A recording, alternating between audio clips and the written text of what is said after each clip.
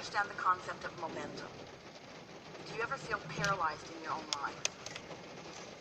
Do you ever get up with things that you need to do and just spin around in circles and don't really get anything done?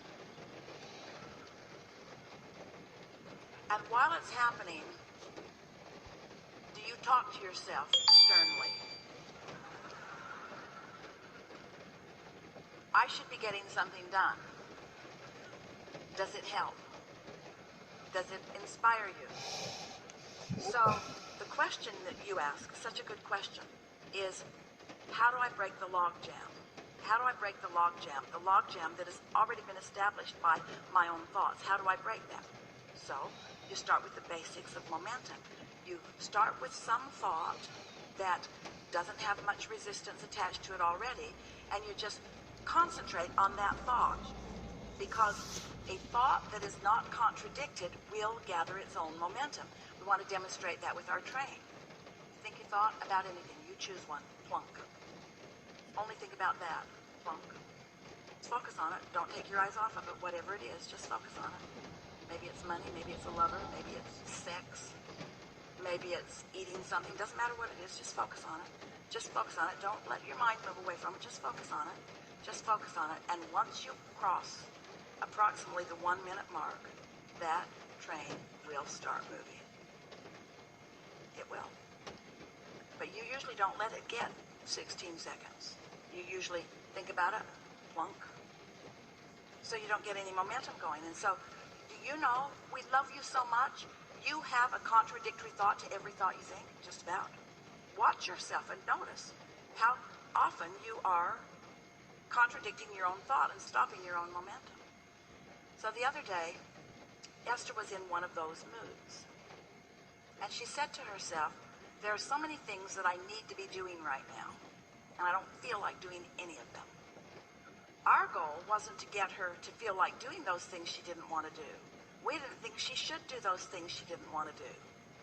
Do you know that's what's got most of you paralyzed? You think that you're supposed to want to do things you don't want to do.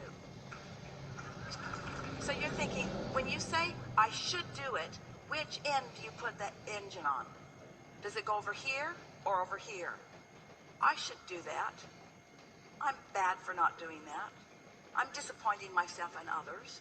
Your inner being is calling you toward all of this enlightenment and all of this fun and all of this clarity, because your inner being knows where you are in relationship to everything that you want. So Esther is feeling that sort of paralyzation because she has set some engines on the other end. I don't feel like doing that, but I should. I don't feel like doing that, but I should. Facebook. And you know what was really interesting? Such an interesting observation for Esther. That not only was she not about to do any of those things that she didn't want to do, she could not think of one thing she wanted to do. She couldn't think of one thing that she wanted to do. Now she has options. She's got a new bicycle that's pedal assist that she can go up steep hills on. That didn't seem like very much fun. She has a beautiful, beautiful little car in her garage that goes 0 to 60 in about half a second. Begging for her to drive it. She dusts it off every now and again. That didn't inspire her. She couldn't think of anybody she wanted to call. But she sat down and she thought, I'm in a funk. I'm paralyzed. All that stuff I need to do, and I don't feel like doing any of it. And then she thought, it'd be nice if I could get a thought moving. And then she thought, thoughts do move. And then she thought, I could just find some thought that I'd like to think about. And she thought, but I can't think of any thoughts that I want to think about. And then she thought, but there must be some thought that I'd like to think about. And then she thought, but I can't think of any thoughts to think about. And then she thought, I should make my bed. And then she thought, I don't feel like making my bed. And then she thought, maybe I'll go outside. And then she thought, no, it's raining outside. Then she thought, well, maybe I'll go in this room. And so she went in that room and she thought, I don't really care about being in this room either. And then she thought, am I just going to sit here and die? Is this what no life flowing through you is really like? Is this what it feels like to have no life flowing through you at all. There must be something that I might be interested in. There surely has to be something that I could be interested in. There has to be something in this beautiful world that would catch my interest. I just know there's something in this world that I could be interested about. And then the word Pinterest came into her mind. Pinterest and interest. Now, Tracy's been after her to look at Pinterest. Tracy sends her things from Pinterest all the time. Esther, she didn't ever want to look at Pinterest because she did not want to be distracted from the things she needed to do.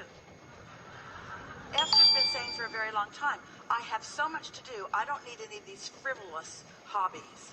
In fact, every time Tracy's on Pinterest, Esther thinks she should be doing something more productive. So Esther had herself in a real box because there was nothing that she wanted to do that she thought she should only do things that she should do. She didn't want to do anything that she should do. Pinterest is in her mind. She thought, So she downloaded the app. It was far simpler than she thought it was going to be. And then she made up a username and a password. And then it showed her some things. And then there was a search bar and she thought, I wonder what I could look at. And then it showed her some options. And then she clicked on a recipe. Ooh, that really looked good. And then she pinned it. And then she labeled it. And then it showed her a whole bunch more of those same things. It's like law of attraction in Pinterest.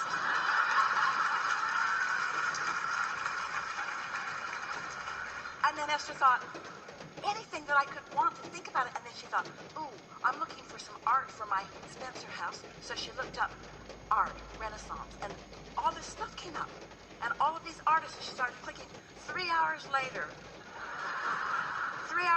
Esther had pinned not fewer than 1,000 things.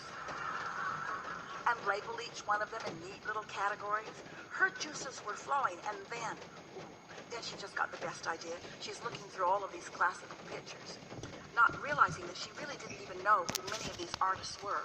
And she focused upon the artist of Monet and saw this still picture of these flowers, and Esther thought, I'm going to take this picture down to my company that makes flower arrangements for me, and I'm going to have them make me that flower arrangement, that one right there. And then she couldn't get in her car fast enough. At 0 to 60 in 1 second. In other words, all it takes is a little priming of the pump. All it takes is, first of all, knowing that momentum will carry you and giving yourself a chance to do it. Just making the decision. You don't want to be in a funk. Just making the decision. You don't want to be in a funk. Law of attraction.